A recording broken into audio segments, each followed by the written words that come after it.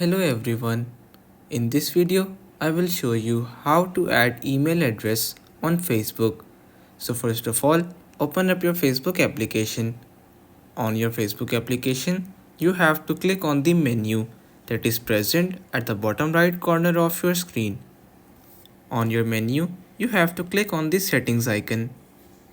On your settings, you have to scroll down until you see the profile details. On your profile details, you have to click on the pen icon that is present right beside your phone number. Then click on Manage Contact Info. Now you have to click on Add New Contact. Click Add Email. So now from here, you can very easily add your email address on Facebook. So everyone, that's all for today's video. Consider subscribing to our channel for more informative videos in the future.